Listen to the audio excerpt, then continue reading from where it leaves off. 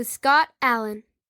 Hello, I am your host, Scott Allen, and this is Phronesis, Practical Wisdom for Leaders. If the topic is leadership, I'm in. I've spent more than 20 years in the field teaching, learning, writing, and questioning. When I'm not working on Phronesis, I travel, delivering keynotes, working with individuals and teams, and helping people from organizations across industries become better leaders. Want to learn more? Visit me at scottjallen.net. Phronesis offers a smart, fast-paced discussion about all things leadership. We explore relevant topics and incorporate practical tips to help you make a difference in how you lead and live. Listen Notes lists Phronesis in the top 3% of podcasts worldwide. Phronesis is the official podcast of the International Leadership Association. ILA brings together those who teach, study, and develop leadership, advancing leadership knowledge and practice for a better world. Learn more at ila-net.org. Finally, if you enjoy Phronesis, please subscribe to stay current on our weekly episodes. If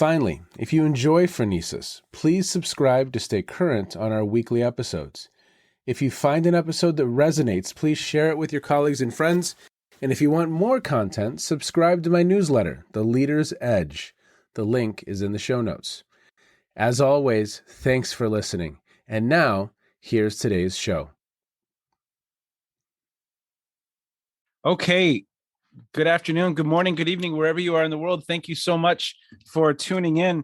Today, I have Dr. Manfred today, and he is the Distinguished Clinical Professor of Leadership Development and Organizational Change and a Chaired Professor of Leadership Development Emeritus at INSEAD. He brings a different view to the much-studied subjects of leadership and the dynamics of individual and organizational change, bringing to bear his knowledge and experience of economics from the University of Amsterdam, management from Harvard Business School, psychoanalysis from the Canadian Psychoanalytic Society and the International Psychoanalytic Association. He scrutinizes the interface between international management, psychoanalysis, psychotherapy, and dynamic psychiatry. His specific areas of interest are leadership, career dynamics, executive stress, entrepreneurship, family business, succession planning, cross-cultural management, team building, coaching, and the dynamics of corporate transformation and change. He directs the Challenge of Leadership executive education program as well. The Financial Times has featured his work, The Economist, and he has been rated one of the world's top 50 leading management thinkers, as well as one of the most influential contributors to human resource management. In 2008, he received a Lifetime Achievement Award from the International Leadership Association. And you know what? He has written or co-authored 49 books. It's probably 50 at this point. 50 city. 400 papers, articles, or chapters in books. He has received so many honors from so many different organizations, and he is an outdoorsman. So I just finished a conversation I was saying before we started to record. In my conversation with Henry Mintzberg, I discovered that he is an outdoorsman. Sir, before we begin our formal conversation, what are some of your favorite places in the world to experience the outdoors? Well, there's some extremes. I've been with the pygmies in Central Africa, and it was quite interesting to see how they can read the forest and what kind of people they are. I wrote once an article about that, about team dynamics. I felt they were the most liberated group because both women and men hunt. They do everything together and have certain special habits. They're very happy people too. Wow. Sing all the time. And then you have the other extreme, going to the mountains of the Pamir, which is it was a difficult experience for me to suddenly be transported by helicopter 5,000 meters, and suddenly your body starts to do funny things. Very different landscape, open, very cold when I was there the first time, -20, plus the wind chill factor. It was quite interesting, and your body starts to behave differently. And then you have places like the Altai Mountains, which are also Altai, which is also in Gossi. The higher up, the lower one, it's very funny. It reminded me of Colorado. It's a similar impression with the horses, etc. And even in France, where I live, I was recently in Camargue, which is a big swampy area. Or you go to another really big swamp, which is in Brazil. the Pantanal, which I like because there you can see something, because I've been in many wilderness areas. And I was actually, a few years ago, before the pandemic, I was there's a man called Arseniev, and he was an explorer. It's probably one of my fantasies about him. And he wrote an interesting book called Derse Oesela, which is about an explorer in the region which is close to North Korea and China. It's two forests comes together, the boreal forest and the tropical forest, and there's where the Siberian tiger lives. And my craziness, I waited 18 hours to see a tiger. And 18 hours is too long. I mean, I can sit 8 hours, 10 hours, 12 hours, but 18 hours. The only thing I saw was two wild pigeons. Two wild pigeons, yeah, it was quite disappointing. Although every night I was living with a trapper, there was an enormous barking because the trapper had caged his dogs, and he loses and the favorite food of Siberian tigers, guess what is? Dogs. Yeah. So every night there was obviously a tiger in the neighborhood, and dogs had to bark like crazy, but he couldn't get at the dogs. But the trapper told me every year he loses some dogs due to the tigers. But I plan to go back there, but with the strange things happening, I just was telling you, I came back yesterday from Moscow. I tried to get back to Moscow, but that was not a direct flight because all my flights were canceled, one after the other. And finally, in desperation, I tried to go. Maybe it was a flight to Brussels. I live in Paris. So I said I could go to Brussels, take the train, the Thalys, and go back to Paris. But halfway over Stockholm, which happens to be the area where my wife comes from, happy hour. No happy hour. The captain said very quietly that we had to turn because we are not allowed to enter the airspace. And so back to Moscow. And so I finally made it, flying immediately to Istanbul to get to another airline, because basically Aeroflot is no longer taboo. But it was kind of interesting. I promised to give a talk. There's a program there actually at the Higher School of Economics, which is an elite university. And I once mentioned to my first analyst, I know two of them, told me that he had a man in supervision. I was also in supervision with her at the time, who was Russian. I was interested in Russia at the time because of mainly of the Russian literature. And said, why don't you meet each other? So I had lunch with him and said, what do you want to do? Do you want to be a psychoanalyst and see a few patients? Or you want to change the world? That was years ago, huh? Wow. And so he, of course, he was a fresh analyst, so he was quiet, but then he thought about it, and he decided to set up a program called Psychoanalytic Psychology and Management Consulting, which is extremely successful. I guess the Russians are desperate after communism to have a way of free thinking, and he's very worried at the moment, by the way. I also had breakfast with him about, psychoanalysis was forbidden during the Soviet Union time, like it was forbidden in Nazi Germany. And so, but anyhow, I was there. I gave a lecture, and it's very successful. It has been an extremely successful program. So there is a need for those kinds of things. But I was there also to give another lecture, and it is quite tragic what's happening. I don't want to start to psychoanalyze Putin, but you can call it the Versailles complex, which is maybe a new term. You remember the Versailles Treaty at the time of between the First World War, and the Germans got a rough deal. And I must say the Americans were so smart in the Second World War not to have a Versailles deal, but having a Marshall. General Marshall was a very visionary man. And that has been partially the problem, I think, when I look at the situation, that what Russia needed after it fell apart is not triumph, that finally communism fell apart, but a Marshall Plan. So, but what happens, of course, is you have this, I wrote a book years ago called Shaka Zulu about despotism. And I was interested in Shaka Zulu is the Zulu king who united Southern Africa with a special way of looking at the world. Putin, of course, and as mentioned there, that paranoia is the disease of kings. And of course, what happens, and I've written quite a bit on narcissism, when you have to be somewhat narcissistic to want a leadership job. But when in the job, you get all the perks of power. And there was an American statesman, Stevenson, who said, flattery is all right as long as you don't inhale. But very quickly, you start to inhale quite a bit. And you could see that. You saw it with Trump. This is kind of the morning, everybody has praise hail to the chief, how great he is, because he is so insecure. And the same thing, of course, Putin is a very different kettle of fish. And you know that his grandfather was the cook of Stalin. You probably don't know that. It was interesting. Think about being the cook of Stalin, you have to be, always the time, think about poisoning and things like that. And that, of course, he wanted to be a spy very young. I think he was a kind of young man when he knocked on the door of the KGB and said, I want to be a spy. And they laughed, or they admired probably this young man. But you have to do something more. So he became a lawyer, I guess. But what I'm trying to say is that you should eventually you surround yourself with people who only tell you what you want to hear. Yes. And you saw that the way he behaved at that security meeting. But the reality is the Russians learned that, they knew about the famous knock on the door at 4:00 in the morning. That was not a milkman, it was somebody else. So they become very quickly careful about what you can say and what you can say.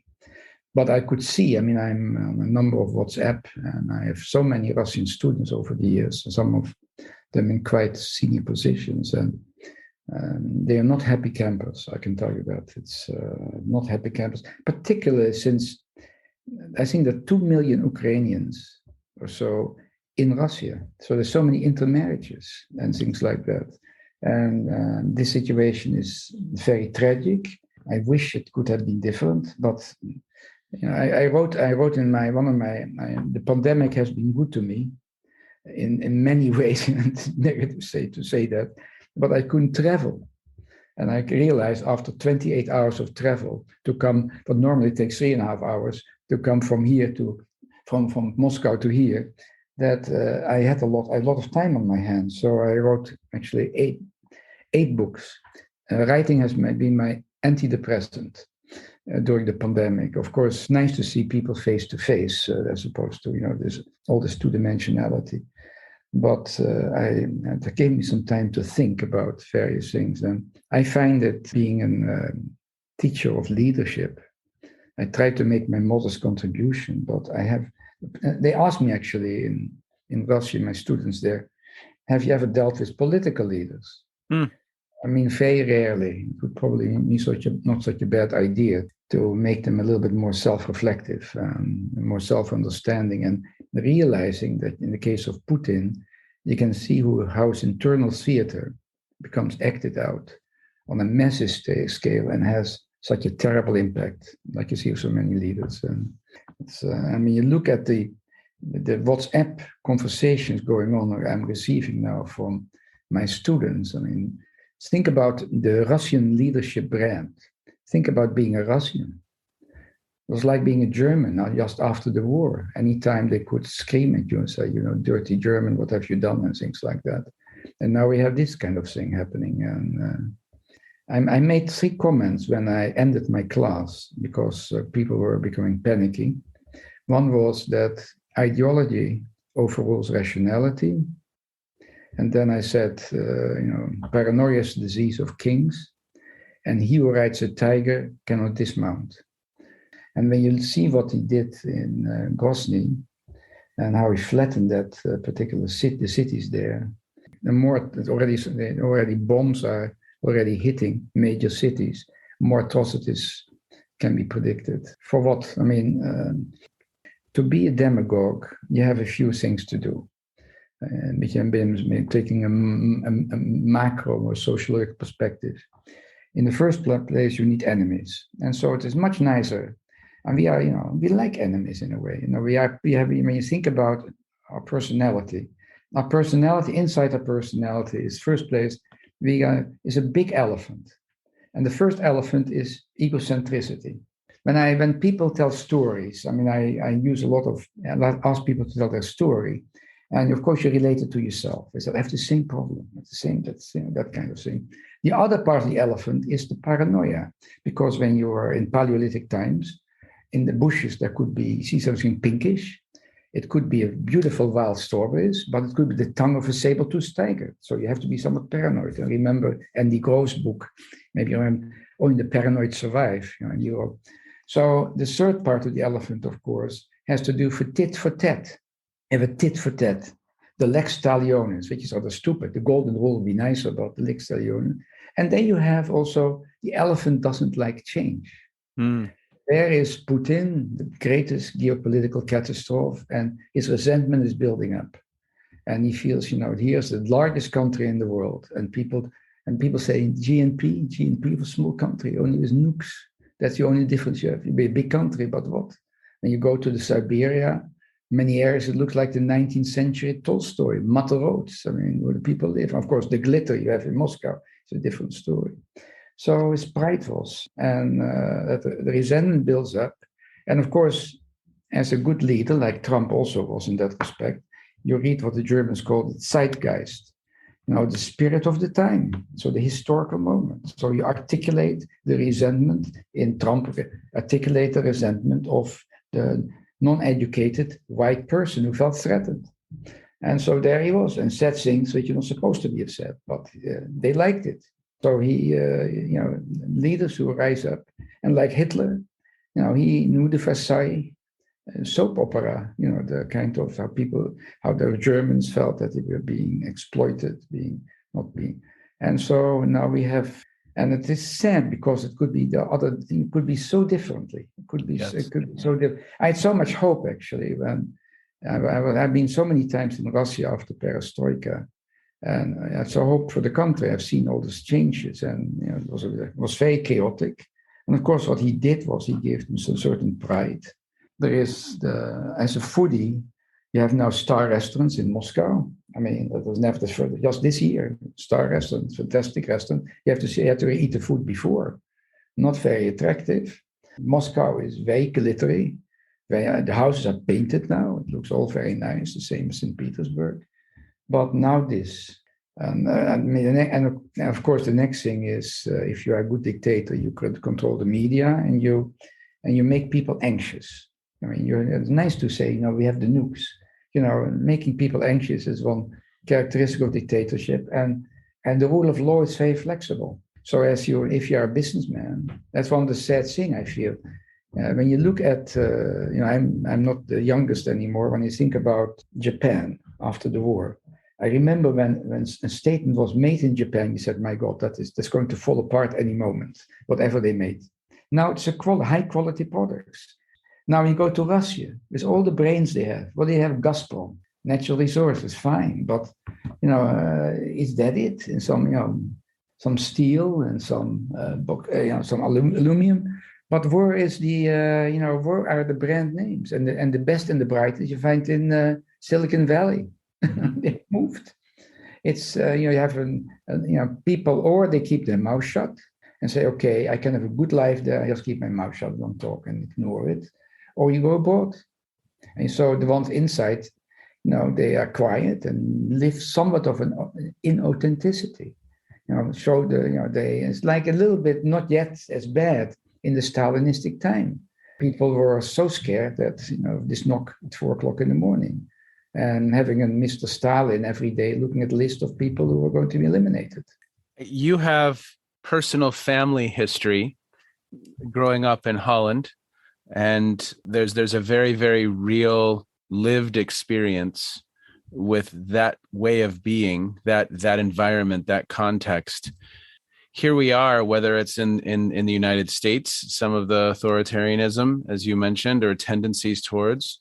What is it about the human condition that we don't seem to learn? I can tell you, when you look at the United States, not just the United States, but the United States is very well presented. It's an age of anxiety. And when you look at the number of people who take anti-anxiety pills, overdose, and then you have this, what to Europeans and other cultures is very strange, the gun culture. Now, I'm a hunter. I go deer hunting. And I go pheasant hunting. But do you need a submachine gun for that? No. And if you have a gun, maybe you should have your mental health checked up, being a little bit careful about that. I find this, and as you know, And then you get, it's a bit like the tobacco period, where smoking is good for your health. Having more guns will protect you. It's not true. Most people get shot by family members, and you don't need pistols. We live in an age of anxiety. No wonder. You have global warming, which is a big thing, and has been in the news all the time. Because and the younger generation is very aware of it. You have also, we had before that. Think about Dr. Strangelove. Maybe you've seen the movie. Sellers, the nuclear holocaust, and now you have Putin again saying we have nukes. Of course, I get intrigued by when you see Musk and Richard Branson and the man of Amazon shooting rockets in the air. I mean, could basically give some better working environment for their people, but that's another story. Then you have an enormous income inequality, which is an invitation to riots, to chaos. You have the terrorism, which is still there. Every time there's somewhere a bomb, but it has been there all the time, but not to that extent. It had been also in the 19th century or whatever. Then you have this migration. I mean, look at you and Trump and his wall. Here we will get now new influx of Ukrainians. Actually, I can tell you, I remember doing my dissertation writing at the Harvard Business School, and I wrote on entrepreneurship. De facto, if you want more entrepreneurs, have a war, because people are displaced. They're not part of the social structure, and so they start new things because they don't fit anywhere. It's a terrible thing to say so, but I mean, immigrants are usually very entrepreneurial. Then you have, of course, the coronavirus pandemic, and then we have seen around, and it was Warren Buffett who said it so clearly, when the tide goes out, you see it swimming naked. And many of the leaders we had, I mean, look at Brazil, and who's trying to imitate Trump about politicizing, having an injection. I mean, you get measles injections. I go to Africa, yellow fever, otherwise you can get in. And all this anti-vax business. Real men don't inject themselves. They protect their body. They want freedom. You want freedom to drive drunkenly. There was a person now just on the Autobahn somewhere who drove 490 kilometers an hour. Freedom to speed. It was a Bugatti. It's crazy. And now we have war to add to the whole combination. We had wars all the time, but this is the first major war in Europe. You get a little bit pessimistic about, and of course, people regress. When people get anxious, they regress. And when they regress, what they're looking for, a strong man. By the way, women make better leaders. They are less narcissistic, looking for strong men. And you have always some people who rise to the occasion and say, I'm the snake oil salesman. I'm going to help you. I promise you anything. Of course, it's only, and look also here, coming back to leaders, Boris Johnson. Influenced by Churchill, or even autobiography of Churchill.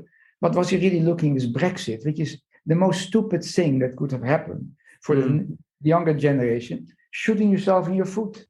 Going back to, it's stupid. I have 2 children in London. To go to England now, all the rules and regulations. We're going to be entrepreneurial. They have more rules and regulations than before. It's self-inflicted. Anybody who can think. But of course, I said again, ideology overrules rationality. The fantasy of Great Britannia rules the waves. Forget it. By the way, what was interesting, listening to the person, a woman from the Duma, who's an important person apparently, and she talks about this she was quoting Spengler, that the Untergang des Abendlandes, the fall of the Western world. Of course, she had in mind, Europe is already fallen anyhow, but the other one she had in mind was America, and China will take over. And so the sphere is also, Russia will be the little brother of China. As a psychoanalyst, I'm talking about very different things, social, political, but that's important. The need of having enemies, and the regression, when you saw this Trump splitting, it's us versus them. The people who are with me, people is the white cowboy hat and the black cowboy hat. It's the most primitive defense mechanism, as opposed to having a sense of humor and intellectualize another defense mechanism, but really having more sophisticated ones. And you see how quickly we as herd animals regress. What's the antidote? No, I was on a BBC program. It was a kind of panel discussion about, I wrote an article about the super rich, and so they asked me to make a comment. And then they started things, and they cut it out, by the way. In programs, they cut things out. They asked a question about you can cut the whole thing out. But they asked the question, if you would have $10 or $100 billion, what would you do with it? Which is a good question. It's certainly beyond my imagination. But I said educate women, because women are the culture carriers, and they are the ones. I mean, you see so many countries where women are kept dumb, which is Afghanistan being an extreme example. And so educate women, because if you have educated people, you have a higher chance that that's what I try to do. I try to create reflective leaders, people who have some self-knowledge, some self-awareness, have no knee-jerk reaction, have some ability to deal with the complexity of what's going on there. Because my sister did Putin really think and he's normally quite a planner. He's a judoka, but not a chess player, but he thinks a little bit further. But does he still have good advice? I don't mind a dumb leader if the dumb leader is that smart to say I'm dumb and I listen to my advisors. But I wonder, it's the echo chamber. But think about the systemic implication for what he's doing. I mean, what he had in mind, of course, in the case of Ukraine was a blitzkrieg of 2 1 day, like happened in the Crimean, and then hooray, there we have another territory. But the Ukrainians have a long history, actually, of partisanship, and it's going to be very much a Pyrrhic victory, if it's any victory. Pyrrhic. It's interesting to see. In a way, he has created the situation of the Tsaristic time with the boyars, which were the nobles, which are now the oligarchs. And of course, in this case, the Siloviki, particularly the one who he knows from the inner circle of the KGB, who has to have important positions, but they don't like it when their assets are frozen. They don't like it when their children cannot go to boarding school anymore in London or the United States. They don't like it. They like to travel. They can go to the Maldives or the Seychelles or whatever, Thailand, but they don't mind going to Western Europe. They don't mind going to America. They don't mind going to Australia. And, it's now suddenly they cannot fly. Even their private plane cannot fly, I assume. They are also blocked. Of course, they will eventually find ways to go around it, but they have houses everywhere. They probably have houses here in Paris, but they can't visit the houses spontaneously anymore. So they don't like it. So I don't know what kind of, my hope is that there will be some, and of course, the economic pressure, when you have people standing in lines at the banks to get money out, the worse of the ruble, because there is some kind of a middle class now in Russia, and they like to travel. I mean, I think it was the 4th largest travel country. I mean, tourists are concerned, to travel abroad. I mean, this is a long winter, so they like to go to warmer places. Well, and you have a number of former students. What are some stories or narratives that you hear from them? No, the perspective is mixed. One, of course, is the problem of some of them. They are married to Ukraine, or that's the mixture of it, and that causes serious problems. Then, of course, there are some who there is an element, and that I believe that I wrote a book which is not finished yet, which is it's a book about walking in the wilderness, but having a discussion with my alter ego, which is a gnome. So I meet a gnome somewhere in the wilderness, and we start a discussion about life. And one thing has to do with the big C of compromise. It means that you have to learn about empathy and compassion. And the element of putting yourself in the shoes of the Russians at one period. I remember when this perestroika took place, and suddenly you have worked all your life and you have no pension. I mean, the pension is worthless. And also the country has looked, lost cause. So the element of pride, if you, as a Jesuit or educated person, you know the 7 capital sins. And what's the worst sin? You have gluttony, you have envy, you have greed, and what's the worst sin according to those church fathers? Is it pride? Of course. You won the lottery. Pride. And you have the famous word in the Greek word hubris. Yep. Excessive pride. That's the problem. And so their pride was hurt. Putin's pride is hurt. And so he was seen as a second-class citizen by the other ones of the major economists. And that has been sitting there and building up. Most politicians are not psychologists, and to have realized the importance. I mean, look at the symbolism when he comes out and the flags and all the pomp and circumstances, pride. And so he brought pride to Russia to some extent. But now, you have a leadership brand. I mean, if you talk about the Hitler leadership brand, people don't get excited. Stalin leadership brand, people forget, in Russia at least, what a mass murderer he was. But now you have the Putin's leadership brand. I mean, before that, you say, okay, he's a dictator, but he's a show dictator, and he knows how to play his card. But now you start to wonder. And of course, it's a contamination that has an effect on all Russians. And they feel ashamed. I was reading some of those WhatsApp. They feel embarrassed what's happened, embarrassed to start this war. And of course, we identify as the underdog, which is Ukraine. I mean, he has been so shrewd that he has done a fantastic job in nation building. And nation building. Ukraine has become a nation thanks to him. He also has done a fantastic job. As Macron, the president here in France, said, NATO is brain dead. NATO is no longer brain dead. He's done a fantastic job to do that. And he has a fantastic job to accelerate Ukraine's acceptance to the European Union. He's done a great job. But not to the job he wanted to accomplish. That's the problem. Yeah.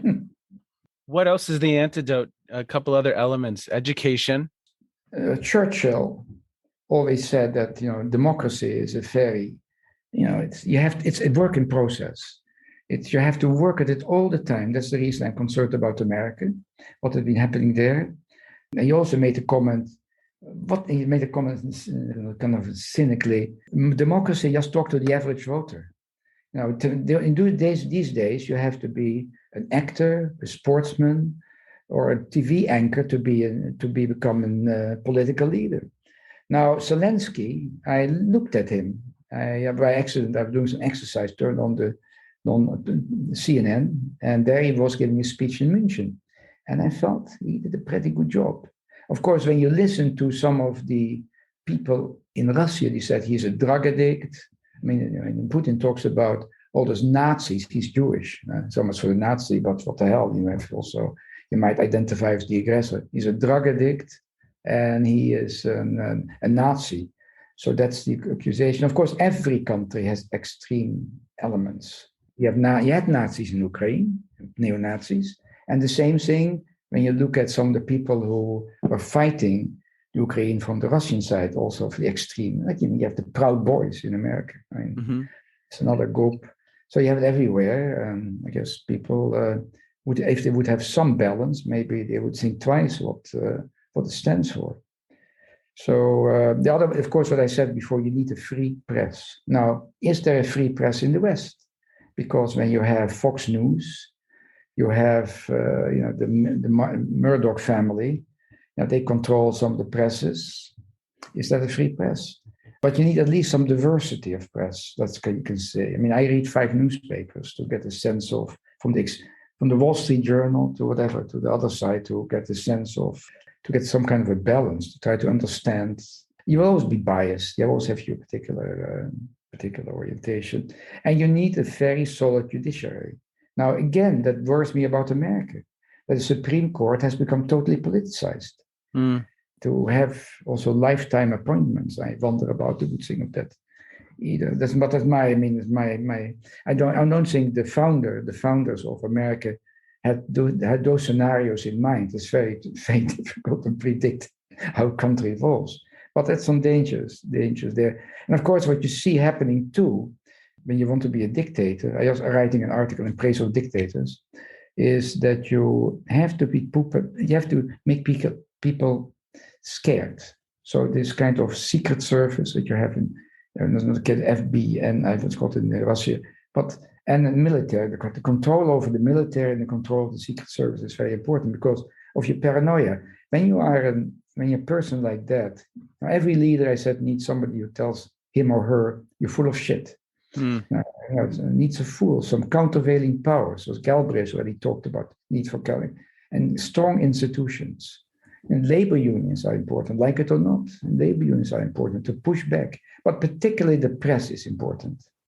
The free press is important to push back. Now, of course, the social media have done a terrible job because of greed. I talked to one of my students who is a media baron, and he said, it's very expensive. Good journalism is very expensive to do some fact checking. And that, of course, now they are forced more and more to do some fact checking. But before that, when you see what the social media have done, I'm not on Facebook. I think my daughter might have put me on Facebook, but I'm not on Facebook because I've ignored it. But because I feel it's of course very useful for people to keep in contact. I'm on LinkedIn, but Facebook I felt, and then WhatsApp, because I have an idea what my students are thinking, so they communicate with each other. But Facebook, I felt as a reaction, I felt it had done so much harm. Somebody close here I just written a report on the genocide in Rwanda. He just came from there. And Facebook has done, so one has to be very careful. And people feel very comfortable when their own point of view. I don't feel so comfortable when I was listening to the Russian television 2 days ago, and saw this lady speak of the Duma. I didn't feel comfortable. I had the tendency to turn it off and go back to my favorite ones like the BBC or CNN. I feel comfortable, or Euronews. I feel comfortable with the news there. But I didn't feel comfortable. But it was interesting still to listen to how people's mind gets shifted if you give enough propaganda. And again, coming back to the comment I made, we are herd animals. There are some Italian neurologists who talk about mirror neurons that we imitate. Mm-hmm. And when you go into an elevator and you look in one direction, people also look in one direction. Turn around, they also turn around. You see how that when you yawn, other people yawn. When you sit like I was having this board meeting just before, so I do this and see a lot of people doing this suddenly too. You see what kind of imitation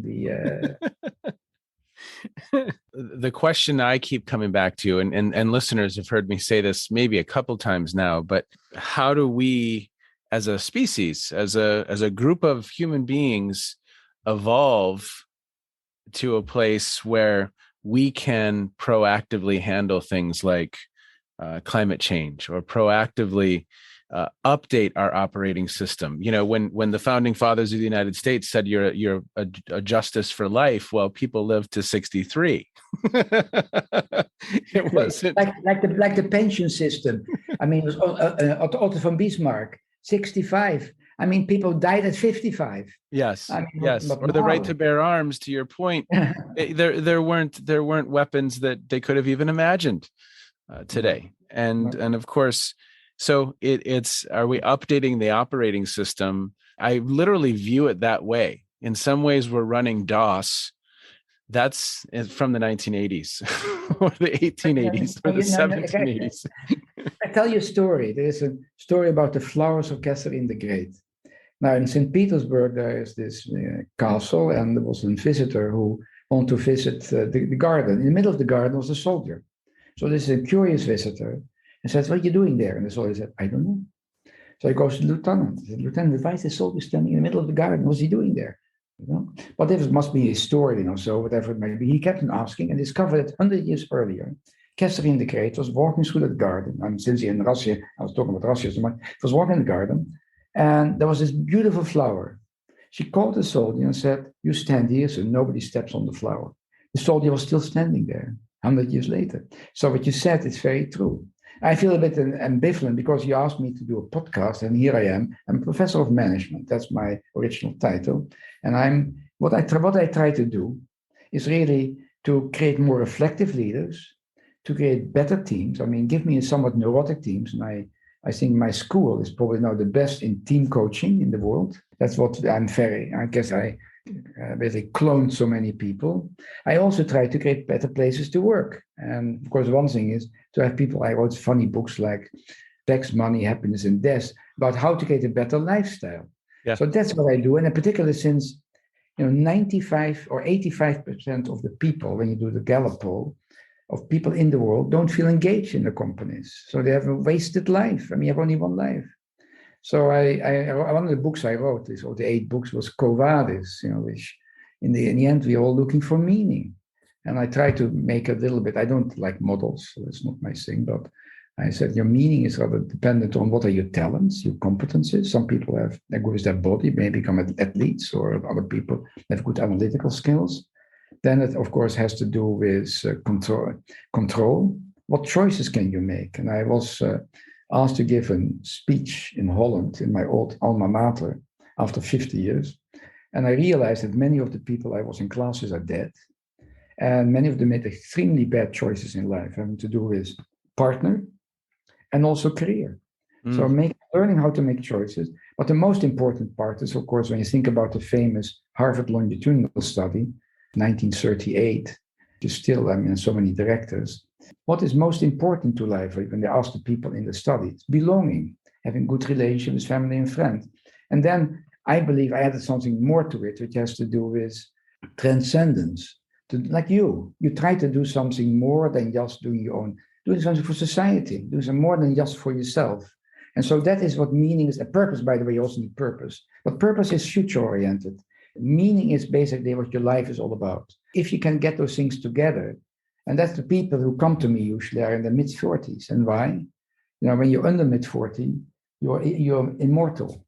But when you reach older, people, look in the mirror, you'll lose your hair, you need glasses, etc. You reach mortality. And people around you are dying. People are dying.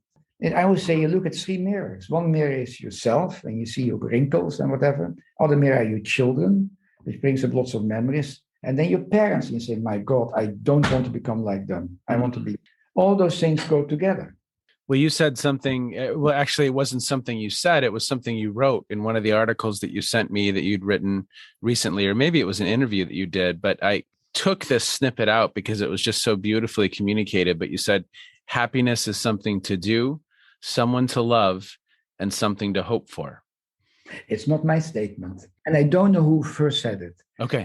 Is it a philosopher Immanuel Kant, or is it a Chinese proverb?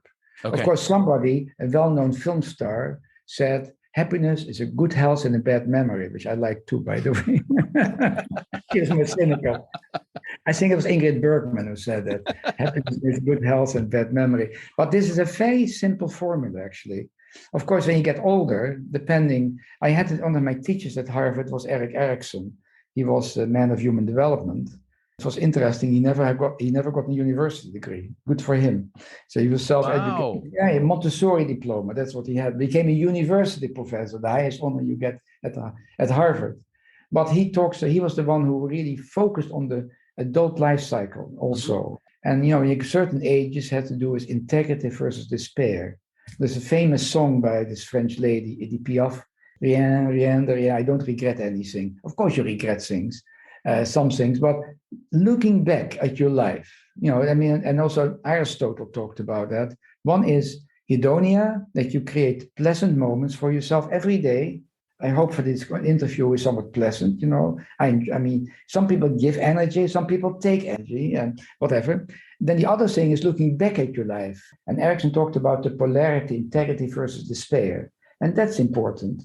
Do you look at your life as a whole list of failed chances, or you feel, you did what you could. You made some mistakes and you learned from those mistakes, but in general, you look back. And I think an important thing is that you are in education. We are lucky that we are in education. We try to give, to help people. Yep. Of course, you have to take care of yourself too. It's a mixture, because otherwise you drain yourself. But the ability to give, the altruistic motive, actually is good for your mental health, and you live longer as a result. So when Aristotle talked about eudaimonia and eudaimonia, it's this mixture is important. How to create happy moments. Life consists out of happy moments. Of course, being happy all the time, you manage, you be institutionalized. But I wrote a little book on happiness when I was depressed. I'm not the only one. I think people who write books on happiness are probably depressed. But you realize how important happiness is. Yeah. Like my walking in the wilderness with this gnome is also a way of straightening things in my. I wrote a little book recently, which came out, I think, a few weeks ago, called On Wisdom. And really, I don't know if you have the same experience. The things I learned from my students. I mean, they are basically when I was now there in Russia, I learned a lot from them. Yes.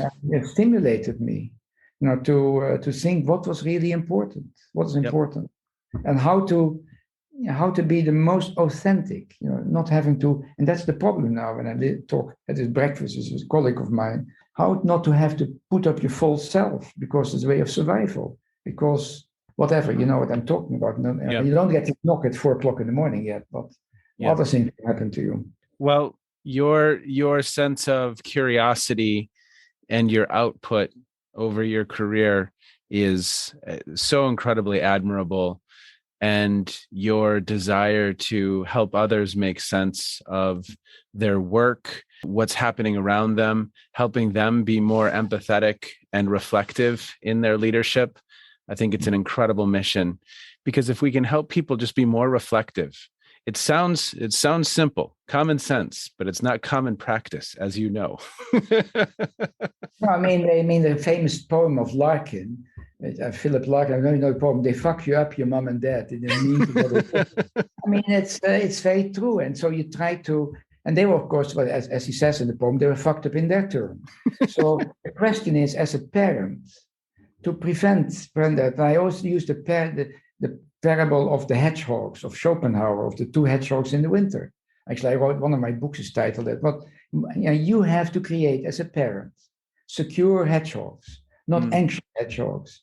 And that will determine, of course, your partner relationship, your relationship at work, all those things, to have an inner security. But if you're very insecure, like your hero, Trump, not your hero, but Trump, I mean, you need every day telling people, you're the greatest, you're the best, you're fantastic. I mean, listening to his son-in-law, he must have learned the formula. I remember him talking about that peace accord at the time, this phony peace accord, where Israel and Palestine. Every second word he said, the great president, basically. If you say that regularly, it's okay. Otherwise, and that is very dangerous. My radar went up when the statement was, "I alone can fix this." And again, that's not a commentary on Republican or Democrat. That's an individual's statement that probably is false, regardless of your politics. No, it's me. It's not me, but we. Yes, exactly. I always say, get rid of the narcissist in your organization. You're always going to be somewhat narcissistic, but at least be aware of it and see beyond that. You have a good partner. Say you're full of shit on a regular basis. Every leader is a fool. I've written on that. Although I use sometimes another term, the morosoph, the wise fool, the fool of King Lear. Yeah. But of course, fools get beheaded on a regular basis. Yeah. That's not a problem. I think nobody at this point in time, when coming back to Russia, dares to say anything against Putin. That's the problem, because bad things will happen. Well, sir, I can't thank you enough for your time today. I can't thank you enough for the work that you do and what you put out into the world. And I'll put it in the show notes, but in one of the articles you referenced the starfish story, and I'll put that as a teaser for listeners into the show notes so that they can check out that story, because I think it's a wonderful perspective to have. And I hope you will come back. We could just have you come every time you release a new book. So like 5-6 times a year. No, this is very unusual. I mean, 8 books in 2 years is ridiculous. It's completely ridiculous. Yeah, the last book is not. I'm still tinkering with it. It's finished, but I want to marinate it a little bit. That's what I usually do, because on two books I'm basically in publication now. So I mean, my publishers hate me, because like one book in a number of years you can do propaganda, but 8 books. How do you handle that? Yes. Well, be well, sir. Thank you so much. Thank you. Thank you for inviting me. Goodbye. I don't know that I have some fancy way of summing up that conversation in mind right now. I do know that I just loved it. I could sit and listen to Dr. Manfred Kets de Vries speak for hours and just hear his perspective on any number of different topics. And here's an individual who, it would seem, spends so much time writing as a way of understanding, as a form of therapy, as he mentioned in the discussion. In doing so, he can better make meaning of how he's experiencing the world. And again, that lens through his different experiences and his educational background and his global travels, it just yields a very interesting individual to be in conversation with. So, Dr. Manfred, thank you so much for the work that you do. Thank you for helping us better understand what's happening in our context. As Barbara Kellerman suggests, we have a leadership system. We have leaders, the individuals, we have followers, and we have the context. And that system is working in concert to yield certain results. At present, there are any number of wonderful things that our system is yielding. And there are some challenges that we need to address, fix, make better, and ultimately resolve. Have a great day, everyone. Thank you so much, as always, for checking in. Be well and take care. You have just finished another episode of Practical Wisdom for Leaders with Scott Allen. To contact me, visit scottjallen.net or send me a note at scott@scottjallen.net. I'm also on LinkedIn, so let's connect. If you have feedback, I'd love to hear it. And as always, thank you so much for listening.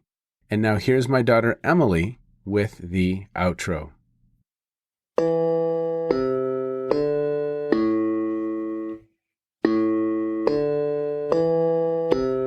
You've been listening to Phronesis, Practical Wisdom with Scott Allen.